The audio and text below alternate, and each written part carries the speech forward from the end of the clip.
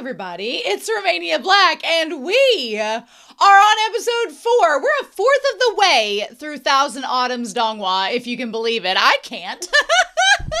But here we are. So, episodes 1 through 3 have been really good. I've really enjoyed episodes 2 and 3. I think if you get past all the exposition of episode 1 and you dive into the character development that's happening in 2 and 3, this show becomes something really fun, and it has me more and more excited every week for the novel when we get to it. But we're not near that yet. So I do have a couple comments from YouTube and Patreon involving episodes 1 and 2 that I want to go over with you all, and then we're going to dive right into episode 4.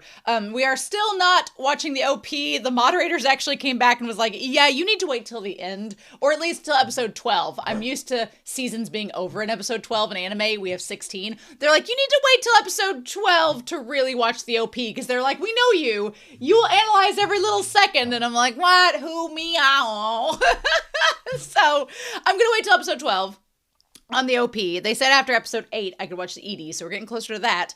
But I'm going to be checking out these comments here. The first by Breezy3392 for episode 1 that said the quote, pretty capable even though he's been in meditation this whole time, which is something that I said during the episode. They noted that characters can go into prolonged meditation to increase their power. So coming out of it, he'd be even more powerful than he was before. And that's something, because normally when I think of people meditating, I'm like, oh, they're in this state of meditation. They're in this kind of like sedative state. I'm used to kind of the Western ideas of meditation and not kind of the Donmai culture and trope of, oh, you go into meditation, you get stronger. So Daddy Wushi's gotten stronger than he was before. So we probably need to make note of that. He's been in meditation for 10 years. Seems like something we should take note of. So thank you, Breezy, for pointing that out. And then Icy is giving us donkey lore because that's what you asked for when you stopped by this video. Icy for episode 2 said, I've only seen the mention of eating donkeys in 2 novels from China. I'm learning so much today. Saying, I've never thought to look it up, but I did now. Apparently, according to a new article found on the internet, you know what? The English teacher in me is glad you looked up sources. I'm glad for that. It's a delicacy up north, and donkey burgers, or luro huoshao, are a real thing. According to a second article, it's like corned beef. I could see that. There's even a folk saying referenced in multiple articles, in heaven there is dragon meat, on earth there is donkey meat. And when I read that, all I could think of is Shrek. So Shrek and donkey, or donkey and dragon. That's a fun correlation there, but interesting.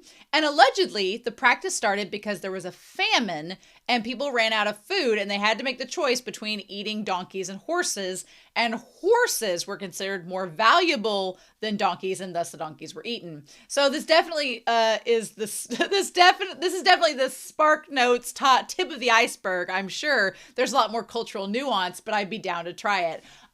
I'm so happy I learned about donkey like being eaten in Chinese culture, because I didn't know. I was like, I've only really done MXTX's series Word of Honor and now this. So I'm like, is this a trope? But apparently not. So poor Apple, right? From Modao Zushi. But yeah, I don't know. I had 2 students once in a class. One was like all for, horse meat. They were like, we need to capitalize on that. It's possibly a way that we can like get a new type of meat in the production, blah, blah, blah.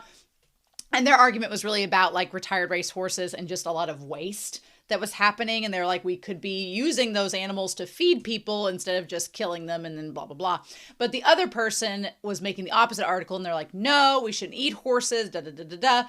And so I don't know. I feel like if I didn't know it was horse or if I didn't know it was donkey, I probably wouldn't notice too much. Sometimes animals have a gamey taste. So like quail or duck, or deer. Venison is really noticeable. If you've ever had deer meat before, venison, it has a twang. It has a gaminess to it where it feels like it's bit. You're like, this animal ate a lot of bushes. That's just kind of like the best way I can describe it. So I don't know how donkeys and horses would be, but I bet if you didn't tell me and you just made it and served it to me, I'd probably be like, this meat's different, but I probably wouldn't hate it. So, and if there was a famine and worse came to worse, sorry, Apple, you gotta go. We're not resorting to cannibalism, so to eat the donkey it is. But yeah, that's super interesting. So thank you, Icy. I super appreciate that. Super appreciate it. Thank you so much. But yeah, that's what I got. I'm excited to dive in to episode 4, but I know that this episode is going to be so short. I'm starting at 2 minutes and 25 seconds, as we usually do. And I just know it is going to be the shortest episode known to man, because that's how these episodes have been so far. And it's so frustrating, but in a good way, right? So I have my coffee poured. It's actually kind of a chilly day today, so I have my hoodie on because it's a little cold outside. We've had a cold front come through, so I made some hot coffee. I've got it pulled up. Again, thank you. Shout out to Reiki. Reiki over on Patreon hooked me up with the 10-cent video, so thank you very much. We're going to dive into this. So in any case, thank you all so much for your kind words. I'm glad you all are enjoying the show like I am, because it has been a lot of fun. And I'm purposefully recording this a little before the mods check the comments for episodes 2 and 3, because I don't want to wait. So I'm like, I will just kind of get a little bit closer so I can do some back to back. That's the goal anyway. But anyway, we're going to start episode 4 of 1,000 Autumns. I hope you all are excited as I am. And we're going to get down to brass tacks here in 3, 2, 1. And let's do it to it.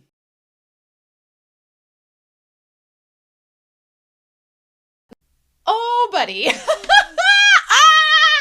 I hope you all are ready for me to fangirl about Yan Wushi, because I'm probably going to be doing that the majority of this series, as I'm sure many of you have, because I love me a bad boy archetype with a heart of gold underneath. Maybe, I don't know. We don't know if Yan Wushi has a heart of gold underneath, but he clearly is. I mean, here's the thing.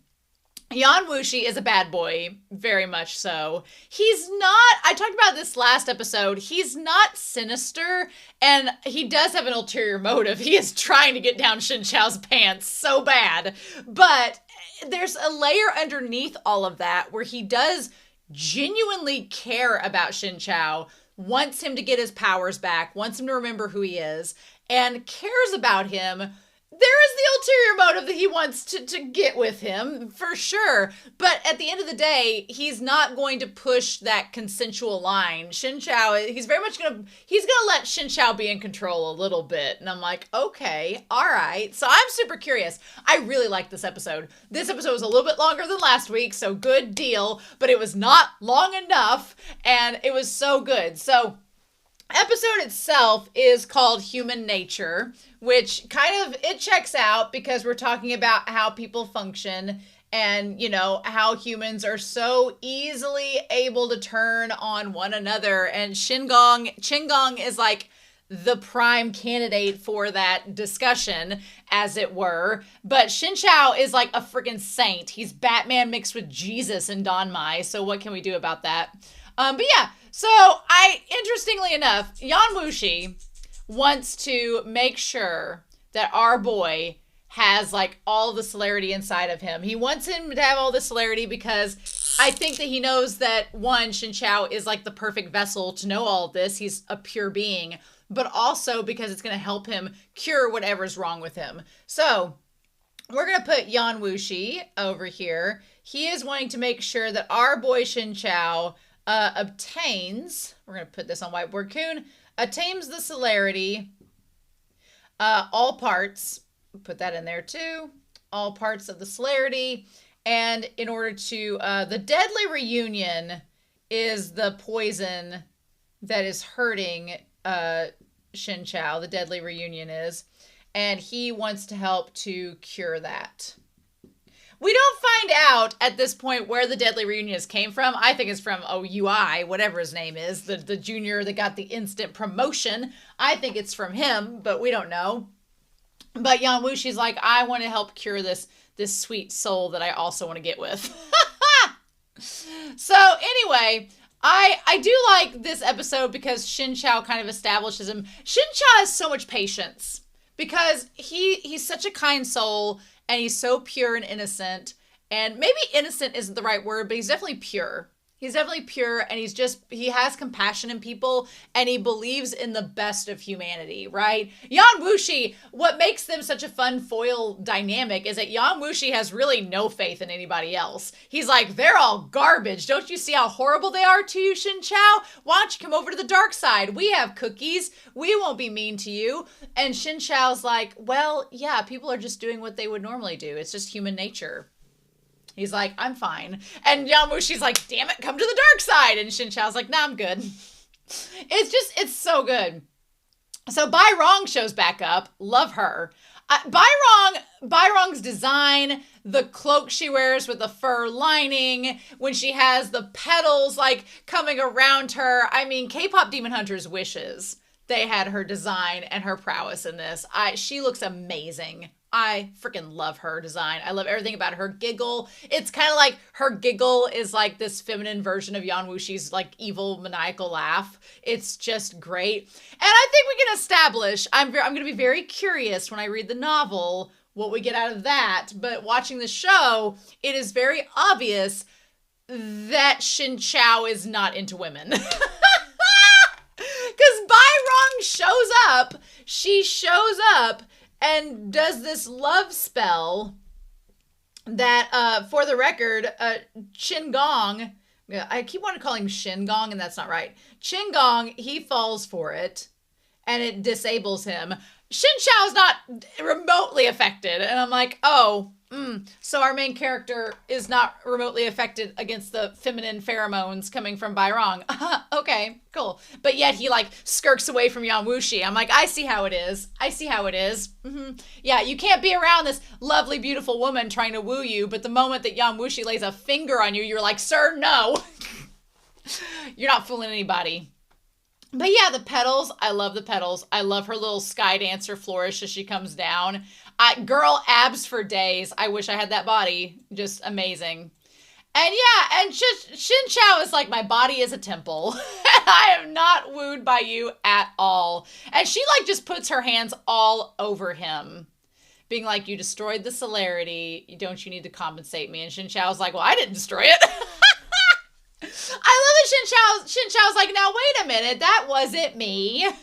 She's amazing. I love her.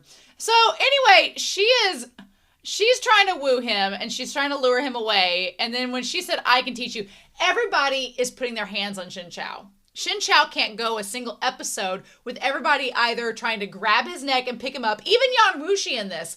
Everybody's trying to grab him by the neck or they're trying to put their hands on him. And he's like, I just need to be in a bubble. Can y'all just leave me alone for 5 seconds? Can you please do that, please? And they're not wanting to do that.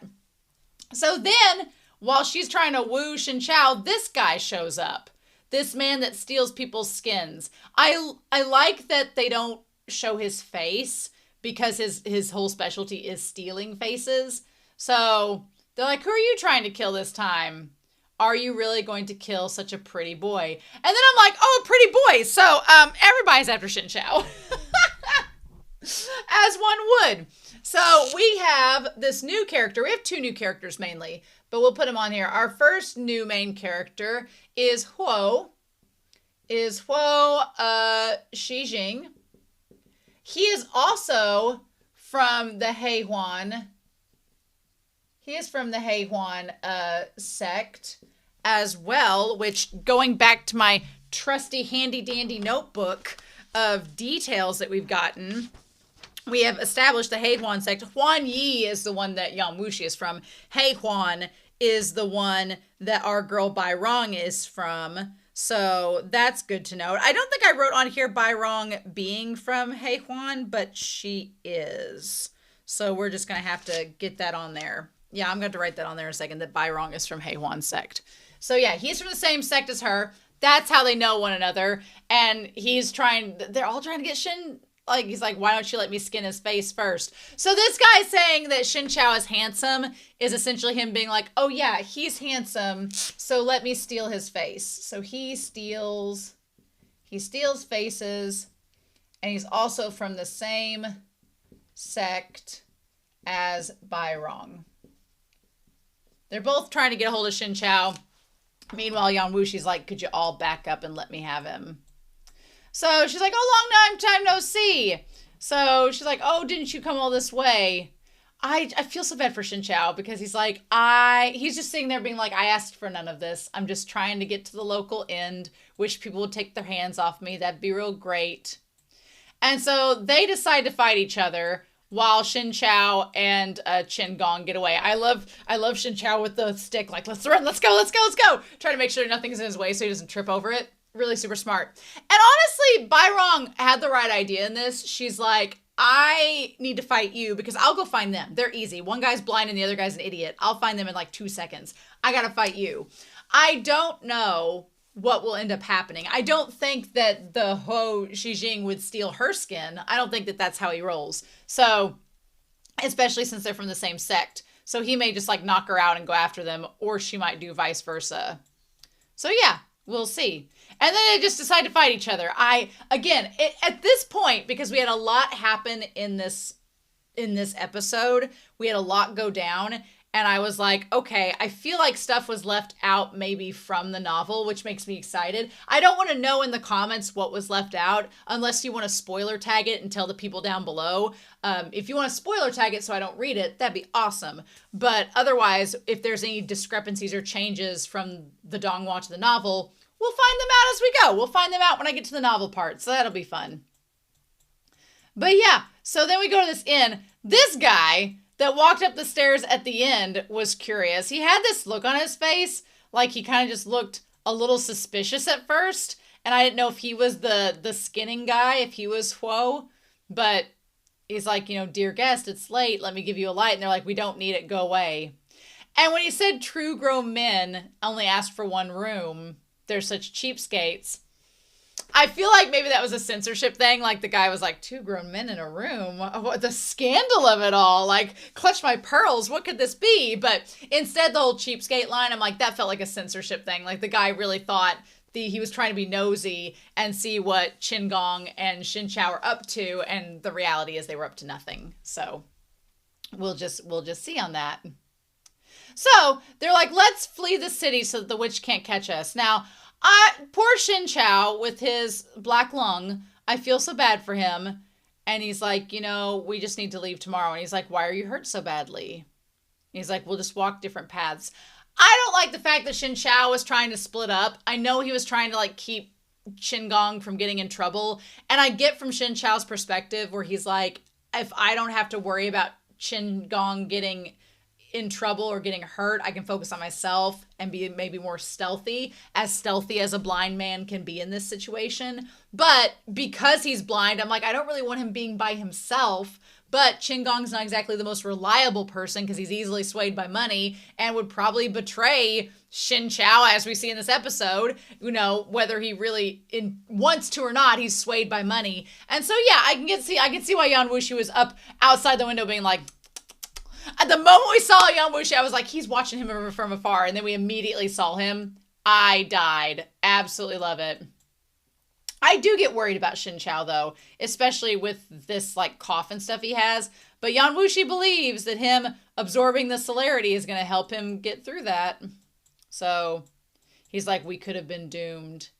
His trick called Swap of Sky and Sun is extremely notorious. All right, and then we see, okay, so we saw Chen Gong with these eyes, and I was like, why were his eyes kind of blurred like that? So I wondered if something had happened with him, but maybe not. Maybe that's his actual eye color, and we're just getting a super close-up of it. He's like, what's Swap of Sky and Sun? And he's like, it's skinning one's face and attaching it to their own. And it's a despicable trick that keeps his youth lasting forever. So, Chen Gong has grown up hearing horror stories about this, and so that freaks him out a little bit. But it's probably the fact that we established that Huo Shijing is maybe older than he looks. It sounds legit like he actually skins their face and kills them and takes on their body. So I don't think it's actually like a body swapping thing. I just think he literally absorbs, like becomes them, which is creepy in itself. But I feel like if it happens, it's like a permanent thing. So we'll know if it happens. So I've met even more vicious villains. I do kind of like how Chen Gong immediately like positions himself to sleep right next to Shen Qiao's side. He scoots closer and closer to him, even though he acts all tough and everything. He knows that Shen Qiao is blind, and he just like cuddles up as close as he can for like that comfort. He's like, we'll talk tomorrow. Meanwhile, so we don't get to Yan Wushi yet. Okay, we'll get that in a hot second. So the abbot, Zhu Yin, has been walking around, and he's just like, clutching them pearls, clutching them prayer beads as hard as he can, pissed off, as he should be, because he didn't get the Solarity. And so then, this is Kunye, right? Is this not Kunye? I feel like it is. He said, you were okay. He says, you, okay, were the state preceptor of the kingdom of Baifeng. So let's go back to this. So we have the abbot Zhu Yin. Kunye, I'm assuming, is who this is that's talking to him. He said that he was the state preceptor, which would make sense, of the kingdom of Baifeng. Okay, I'm going to go back a page on this and go back to Baifeng, because maybe that was where I was confused at. Okay, so, yeah, I thought we had established originally that the abbot was with Baifeng, but now he's with Tianti. Okay, so maybe that's the deal. So he is now with Tianti, but he was with Baifeng originally. Okay, that makes more sense for episode 1. That kind of ties up, and I'm sure the novel's going to explain it more. But now Yan Wushi, a member of Evil Gang, I can't wait to get the novel, has stolen your position. Okay, so Yan Wushi is the state preceptor now. That's good to know. That would explain why people know him. Of Baifeng, I guess? Interesting. Okay. I mean, all right. That has to be Kunye. He's like, how can you put up with this? And the abbot's like, let's not question my motives and my methods. So the Solarity was destroyed because of the wanton actions of Yan Wushi. He said, you were once second only to the emperor in Baifeng. Nothing in the world could escape your eyes. But now Yan Wushi has stolen your thunder. I mean, just trying to egg on the abbot so that him and Yan Wushi are going to be rivals. Just egging him on. How can you let him do whatever you want? And the abbot's like, what are you talking about? What do you have in mind? He's like, well, I'll give you the Solarity and the other fragments, as well as a position of state preceptor. The whereabouts of the Halidom of Beimu. So, okay, so Kunye, Kunye is talking about, I need to know the whereabouts of the Halidom of Beimu. And he's offering him, we're going to say he's going to offer the abbot the Solarity as well as the preceptor position for his kingdom. He's like, look, Yan Wushi's taking your title. So interesting. So if Yan Wushi's taking his place, then I wonder where Bishan gets into all of this. So we still got to meet Bishan at some point because he has one of the books, we think. Yeah. I'm so curious. But yeah, Kunye giving him this proposition saying, the whereabouts of the Halidom of Beimu has been lost. We don't know where they are. And then it just gets away from him. Of course it does. So I think that it's interesting that we have Chen Gong as kind of this surrogate for like the main audience sort of type of character. We go back to him and he's having the nightmare about the face skinner about Huo Shijing.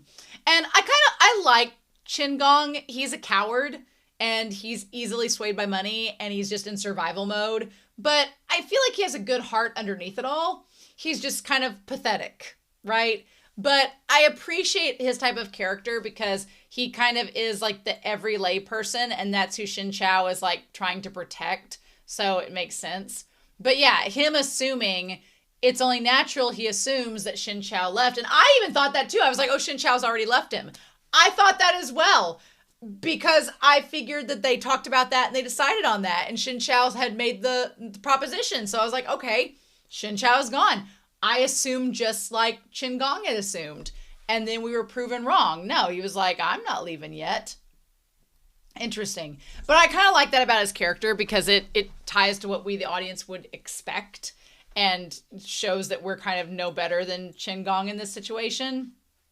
So he's like, well, it's all because of that Yan Wushi, the Solarity, that's why we're in trouble and all this, blah, blah, blah. Interesting to note, Shen Qiao does not blame Yan Wushi for their troubles. He says that the Solarity, you were in trouble anyway, probably because he'd already read a part of the Solarity, so... I find that so interesting, though, that he didn't blame Yan Wushi for being in trouble. So, yeah. So, we establish as well that the Solarity is not just something that you hear and you memorize and you know it by heart. It's something that actually has to kind of sink into your system because Chen Gong can't remember what was said. And Shen Qiao definitely does. So that's interesting to establish as the audience that it's not just that reading the Solarity out loud is not going to like click for everybody. And so, yeah. And then Shen Qiao offers him part of the money. And this was the part that got me. Chen Gong offered to split it. He's like, you know what? We're both, traveling. So we'll just split it in half. He's like, you're the only friend I've ever known. I was like, oh, it's kind of sad when he sells out the only friend he's ever known. But it is the only friend he's ever had. So, what else can we expect? But yeah. So we asked him to take care. And the moment we saw that window open, I was like, what if we panned over and Yan Wushi was right there? And then there that bitch is. There his pale vampire ass is in the sunlight. I'm like, oh, I just freaking love Yan Wushi.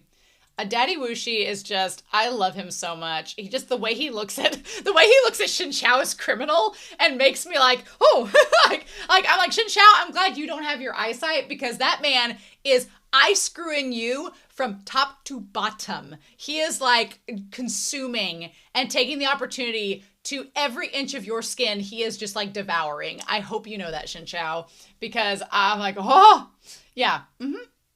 So then we get to outside the city of Huazhou. Okay, so we go to this new place. We're going to get our new location where our dear sweet boy Chen Gong ends up. Huazhou is where we have the city. It's related to Nanya, isn't it? Nanya's Imperial Detective, Murong, he's here. So it's tied to Nanya. Yep. And Murong Chen and his boss that he's working for. We'll establish him in a second. I want to make note, if he had stopped and gave these people the money, I don't know how the novel frames it. We'll have to see when we do the novel. But honestly, if he had stopped to give the money to them in the novel, I'll have to see what it looks like. But in the Donghua, if he had stopped, it's like, would those people have still been there when they got fired at by the arrows, or would they have moved? We don't know. We don't know. Would he have gotten hit by the arrows as well if he had stopped to give them money? We don't know. So I was wondering if there was a discussion about, if you had stopped to offer this charity, would you have ended up getting hurt? And does that influence Chen Gong to maybe not do that because he sees these people get killed? And he's like, oh, if I had stopped to give them that money, I could have been killed too. I don't know. I don't know the time frame and if the novel will frame it differently. That was one scene I thought about. So we'll just have to see when we get to it. But yeah, interesting. So then we have this guy. This guy shows up. Bunch of peasants, he says. I want to get his name down because his character design is so interesting. Mu Ti. Okay. Mu Ti is so interesting. Mu Ti, and he is the Duke. The Duke of the Changyang province. So this is just a city in the province. He's the leader of all of it, which that ties to everything. I want to see if Changyang is, we're mentioned maybe where Bishan is. Not exactly sure 100%, possibly. But yeah, interesting to note. Yeah, okay. Looking through all of my notes here. But yeah, Mu Ti is an interesting design. His eyebrows are insane. One Piece wishes. But his character is like the stereotypical, like, noble that's got a horrible heart. And he chases after Chen Gong. And Chen Gong's like, okay, do I fight? Do I flight or do I freeze? And at first he tries to run away. He's like, I don't want to die. I'm going to run away. Then he realizes that's not going to work. They're on horseback. They're going to catch up with me. Then he's like, I don't want to die. So your natural response would be as the audience to think, okay, Chen Gong's going to fight back. No, he instantly just surrenders and he tries to bargain and barter for his life with Muti. But honestly, I don't blame him. If we were in the same position as Chen Gong, we don't have cultivation powers, we're just a normie, and we're stuck getting fired at with arrows, what would our response be? Probably the same as his. I mean, would I sell out my friend Shen Qiao? I don't know if I would do that because Chen Qiao saved my life. I don't know if I could do that, but I would try everything in my power to not get fired at by an arrow, you know, or get fed to his tiger. I want to see this tiger. I don't know if we'll get to see it or not in the Donghua, but yeah. I guess my point here is that I do feel a little bit bad for Chen Gong. I could see a lot of people being annoyed by his character because he is like the layman, the everyday guy, and he is very weak and kind of cowardly. But I also kind of feel a relatability to him, and there's such a humanity with him that's like, yeah, we would probably be in the same boat as this guy doing the exact same thing. So I don't dislike Chen Gong. I'm excited to see where his character goes. And it's kind of rare that we get a non-cultivation person being such a prominent character, because usually like in MXTX's works, if you don't got cultivation powers, you're a red shirt. You might as well not exist because you're probably going to die. In Word of Honor, they do all pretty much die. If you ain't got any cultivation powers, bye. But in this, it's kind of neat to see a character that has no abilities, just kind of going through the motions, and what he does in this world of people who have abilities. And when you're the character kind of strung along, what do you do? So we get our sweet Murong. Murong Chin shows back up, and he's talking about the Solarity being destroyed. I liked Muti's response, where he's like, with all the resources I gave you, you still failed. I love he spun the horse around. He's like, how can you let a steamed duck fly away? Which basically, I have seen a steamed duck in a Chinese restaurant before. They're tied up. They ain't going anywhere. So I like the idea of the metaphor of you literally had it in the palm of your hand. I gave it to you. How could you screw this up? And then, of course, he's going to be like, well, Yan Wushi showed up. He says, you're trash. I like that he did this whole, he spun around on the horse, yelled at Murong, then spun back around again to fire the arrow at Chen Gong. That was such a good little animation moment. I liked that. He's like, I'm so infuriated. And then Chen Gong's like, oh, wait a minute. I know where the Solarity went. I like that the moment he says it, he immediately is regretting his choice of being cowardly and saying this out loud. But Murong recognizes him and he's like, oh, I know him. He's like, so we meet again. It's you again. I kind of like Murong's character. Murong he's intriguing. Look at him. This guy was with him. And he's like, where's the person he was talking about? I'm amazed that Shen Qiao was still there. I thought by the time he left and walked all the way towards this town and then got chased and then had all this happen, I was like, there's no way that Shen Qiao is still going to be hanging around that inn. There is no damn way. Yep. Our boy is either not a morning person or he takes his sweet ass time. But yeah. And man, the look that Shen Qiao gives him when he realizes that he's cornered, the look that Shen Qiao is like, you sold me out. Like, he's not mad at Chen Gong, but he is so disappointed. He's like, really? You did this to me? Like, I thought we were friends. You told him about my whereabouts. Like, he just looks so disappointed. I'm like, I wouldn't be worried about Shen Qiao being mad at me. I would be so upset if he was disappointed at me. I'd just be like, I didn't mean to make you mad, sir. But yeah, luckily for Shen Qiao, he's really handy with that damn bamboo stick that's probably infused with Yan Wushi's, like, love energy. And I will say, too, Muti has a really interesting design. His face reminds me of, I know this is Chinese, I know it's Donghua, but the Japanese, like, sword makers where they wear the mask and it kind of has, like, the angry eyes. It reminds me a little of that. I don't know if that's connected. I don't know if that culture of the sword maker in Japan is tied with anything in China. I don't culturally know if there's a connection there at all. So it's interesting because, yeah, it looks like a little dragony, a little demonic kind of vibe with the eyebrows. But Shen Qiao's just amazing. I love he takes them all on. In the sunlight, he's just so... And the way they describe his fighting as delicate... He is like a delicate little leaf in the breeze. I freaking love Shen Qiao. He is so sweet. I love him so far. So yeah, he takes them on, he knocks the one guy out the window, and decides to just take him hostage. Take Muti hostage. I'm like, hell yes, get it. I like Shen Qiao when he is not necessarily sassy, but kind of assertive. Love that for him. So yeah, and then they get a carriage. Chen Gong apparently can lead a carriage with the horses. Good for him. And they take off with the others going after behind him. Mu Rong's like, oh no, my arm. I couldn't possibly have done anything else. But they get out to this one spot. And then meanwhile, I like that poor Shen Qiao is coughing, and Chen Gong looks back at him like, are you okay, bro? But then he sees Muti's kind of struggling, and he's like, heh heh heh. And so they get to Pingyang. This is where they... So Muti, make note, Muti and Chen Gong end up at Pingyang. That's where they end up at in this episode. Making notes from a notebook. So they end up there, and I like that Chen Gong takes his position next to Muti, even though, mind you, Shen Qiao can't see him. He kneels on the ground next to him out of just reverence. That's why I like Chen Gong's character. He clearly has to know that Shen Qiao can't see him kneeling, but he does it anyway. And Shen Qiao's like, okay, Chen Gong, get out. Leave. We've helped each other. I'm not mad at you. He's like, you helped save my life. Say no more. You know, going after profit, avoiding harm, protecting oneself is natural. That's just human nature. Roll credits. He's like, the journey ahead of you, you'll be safe, so leave. Just a sweet little innocent baby.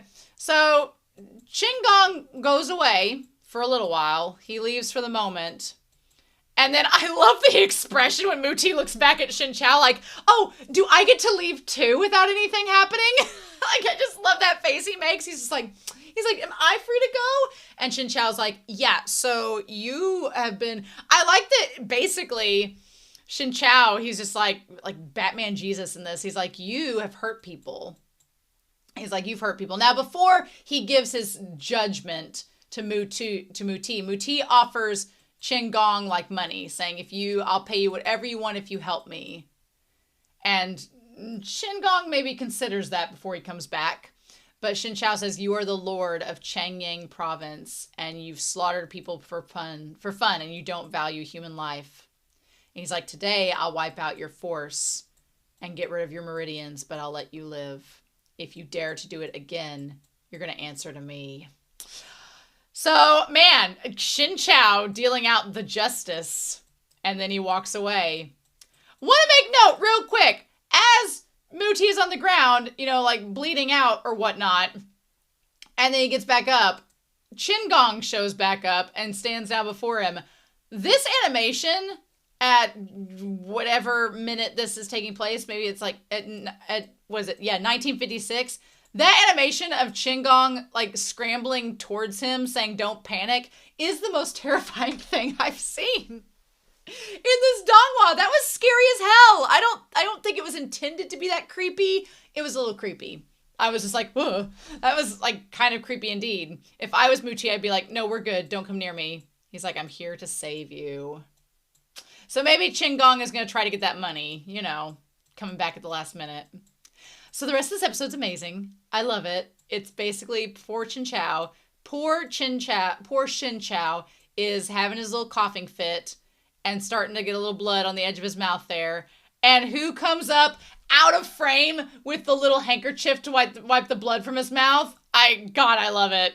He's like, no, I don't want your handkerchief. And then, am I the only one? Am I the only one? Y'all can tell me down below. But when he offered the handkerchief, I was like, oh, of course, Shen Qiao was like, I don't need that handkerchief. But then he says, oh, well, thank you, Leader Yan, but please don't. And when he leaned in, I was like, is he going to try to lick the blood off the corner of his mouth? Is that what's about to happen? I thought it was. Maybe in the novel it happens that way, but I was like, ooh. And so maybe I was the only one that thought that. I really thought Also, this Donghua is obsessed with like getting super close to Yan Wushi's glossy lips to let us know that this man put on some glossy gloss before getting near to Shen Qiao, just in case stuff went down. His lips would be glossy and he'd be set to go, just in case. He's like, how does it feel to be the nice guy? That smile, damn, he's just, he's devious. He's devious. He's like, come on, Shen Qiao. He's like, you and Chen Gong, you know, you didn't want him to get involved, so you parted ways.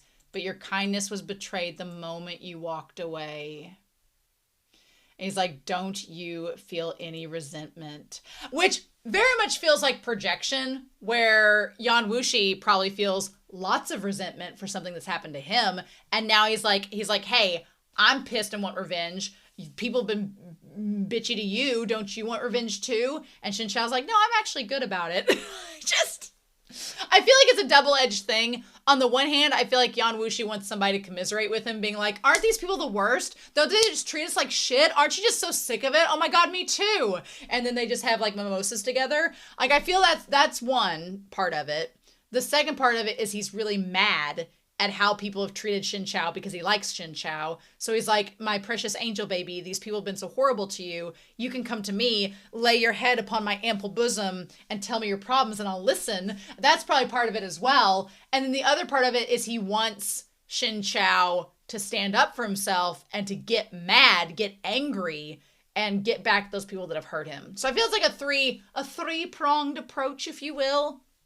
But Shen Qiao is definitely like, you know, well, I was the one who read the fragments of the script. I separated from him. He looks so pitiful here. He's just like, it was all on me, actually. I didn't want him to get, you know, caught up in all of this. He was harmed because of me. He's like, I can't live with my conscience. And Yan Wushi's like, oh my god.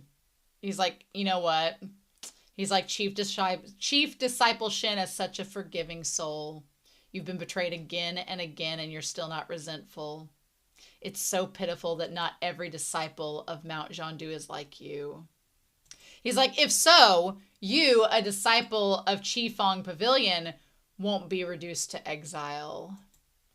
I feel like Yan Wushi's like, look, you are this beautiful, innocent, pure soul, but when you get back home, you may be surprised how your fellow disciples and your fellow sect members aren't being as noble as you. And so I think he's just trying to, like, in some ways warn him about it too. And then he goes after him. He, like, stretches out and lets out that blast. And he's like, you have fast reflex. Oh, so he meant to hit him and then he just dodged it. He's like, do it again. The fact that he says you have fast reflexes, do it again. I was like, is this whole thing is sexual. This whole encounter is sexual. And I love Shen Qiao's, like, angry brow, like, I'm not ready to get involved with you. I could watch this scene over and over again. I freaking loved it. The two of them fighting one another, going back to episode 2. It's so good. It's so good. And so basically, the moment we saw all the bamboo sticks, like, going around, like, vibrating, I was like, oh, that's going to be used in this fight. All the bamboo sticks are going to be used because it ties to Shen Qiao. I love it. So he says the words in action. In action. And then he says, at peace with the world. So I wonder if one of the books, we know the one book is freedom, or there's another word that there's another phrase he used for it. We'll write it down in a second. But I wonder the inaction, I wonder if it's tied to, like, tranquility. I wonder if that is the second book, the one that Shen Qiao has read. And he's just reciting it. Be weak when others are weak. Be strong when others are strong. I kind of love that phrasing because that fits Shen Qiao so much, where it's like empathizing with the people around you. So if people are weak, get down to their level and understand them and help them. But when people are attacking them, be as strong as the attacker so that you can protect them. Like, I really love that. That's really good. Also, the fact that Yan Wushi knows the Solarity lines, I'm like, not helping it is helping my theory that he's Tao Hongzhen, but who knows? We'll find out. But yeah. And then I freaking love the shot of the sky and the stars and, like, the palm thrusting out in his eyes. Love it. And how he can see the palm through his own eyes. Love that. Also, Yan Wushi fighting one-handed. Bitch, please. Like, keeping his form up. Ugh. Y'all. He's got to save that other hand for other duties later on. Ah! Sorry. I couldn't resist. Yeah. Also, I want to note the details about their wardrobe. Yan Wushi with his giant chesticles out. What a slut. We love him, though. But the bright purple, the jewelry, the belts, looking like he's from Final Fantasy or Kingdom Hearts, you know. Then you have Shen Qiao. I love the delicate translucent sleeves that are over his robes. They have such a delicate, like, just fragile vibe to them, but they're beautiful. Fits personality great. Heart as pure. What did he say here? What did he say with that? I want to go back to that. Heart as pure as sky and clear water. That fits very well. I love it. I love the two of them duking it out, like, and they're not really trying to hurt one another. It's just like testing. He's testing Shen Qiao to see how strong he's gotten. Like, how strong have you gotten since I last fought with you, or sparred with you, or had foreplay with you? Because then he gets the bamboo stick off the ground. He's like, I knew it's true. The 2 chapters are working now. Oh, because he kicks up the bamboo stick and gives it back to him. He's like, I'm testing you to see how strong you've gotten. And Shen Qiao is like, you deliberately made me to read the script that night. And he's like, yes, the Solarity has 5 chapters in total. One of them was kept in Mount Zhandu. They must have passed it on to you. That night I made you read the chapter of unrestrained will. There we go. I want to stimulate your memory of the other chapter you'd already learned. So unrestrained will. Nice. So again, Yan Wushi's trying to help him. He's trying to be like, I'm trying to get you back up to snuff, my dude, so you can get all of the Solarity, because I know you can handle it and you have a pure spirit and you're the perfect vessel for it. But he's like, so we have unrestrained will. He's like, I'm trying to get you to remember so that you can protect yourself. Yep.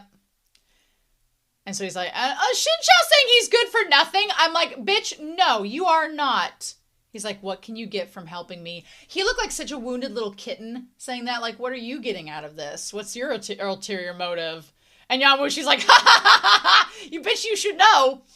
He's like, I surely have my reward, but it has nothing to do with you. Don't worry about it. I don't know. We only saw his like perfectly glossed lips move at that point, but I'm like, what reward are you getting? And if it has nothing to do with Shen Qiao, then what is it? The deadly reunion hasn't been cleared from your body, but forces of the 2 chapters will integrate inside of you and they'll help you recover. So yeah, we don't get a lot of information about the deadly reunion. One day you might recover your old time power. I mean, honestly, if Shen Qiao is this competent and he's nowhere near his original power, that is saying something, my friends. Don't you need to be grateful for me? Yeah, he's like, come on, don't I get a kiss? Do I get nothing? He like tries to copy Don and then immediately goes to grab his throat. You used to call me Grand Master, didn't you? Now this part here, where he's like, don't you need to be grateful to me? And he says, Leader Yan.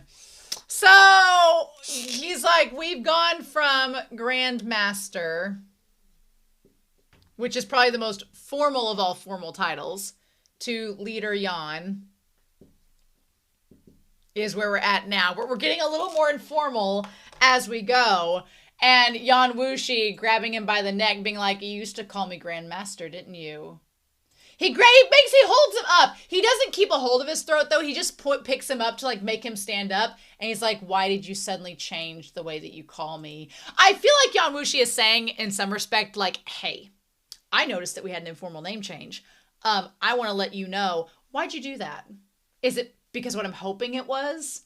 It's like, I feel like Yan Wushi's like, I don't want to get my hopes up that you're changing this name because you have feelings for me. But even if you're not aware about these feelings, maybe you should consider that because something's going on. Something's happening. And he's like, I want to know what it is. And I like that Shen Qiao's like, what? What is that? I like that he's like, he asked what Deadly Reunion is instead of addressing the name change part.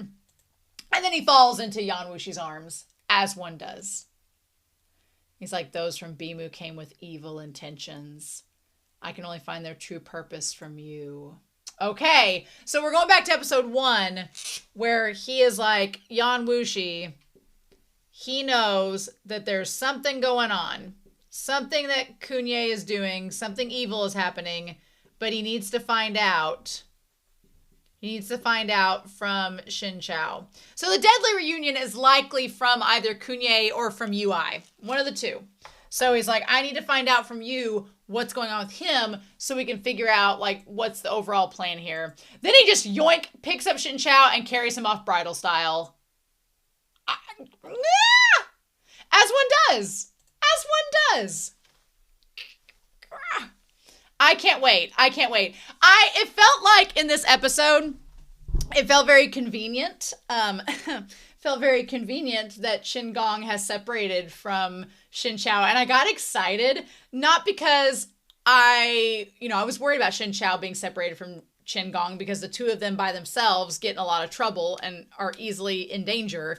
But the moment Chen Gong went away, I was like, I know the Don Mai formula. Once that side character's gone, the main lead's going to come in and then those two get to be together. So the question is, when is Yan Wushi going to give... I'm looking at the end credit, that opening splash of Shen Qiao with his sword. When is he going to give him his sword back? Probably when he gets more memory back or needs it or is able to wield the sword. What is our dear sweet, his disciple, his name, his disciple. Oh my God, that Yan Wushi has. Dear Lord, I always forget about it because his disciple has a name that's similar to one of the other characters' names. Yeah, it's Yu Xingyan. Yu Xingyan is his disciple name. For some reason, that disciple name is the worst for me to remember. Yu Xingyan. The worst for me to remember. I want to call him Yu, but then it's like Fu Yi is in there too, so I'm trying to remember his name as well. But yeah, I'm curious to see what Yu Xingyang's going to think of his, master pulling back up with Shen Qiao in tow in his arms. If that's even what happens, I don't know. I have no clue where we're going from here, but it's really exciting. So I like this episode a lot. I liked the way that now that we're past exposition dump episode 1, we've been slowly given like the IV drip of exposition and new characters. And I like that a lot better. I can keep track of that fine. So I'll add this to my handy dandy notebook. Try to memorize Yu Xingyang's name if I can. And then as soon as I see the comments for episodes 2 and 3, best believe I'm going to be back watching episode 5. So it feels weird to think that we're a fourth of the way through. We literally are a fourth of the way through the Donghua, which is weird. But knowing that we have so much more of the novel, I'm so excited. So we shall see. Anyway, I'm curious to know your thoughts down below. Please no spoilers, but I hope you all have a wonderful week. Please stay safe, take care, and yeah, I'll be back very soon with more of 1000 Autumns. Bye!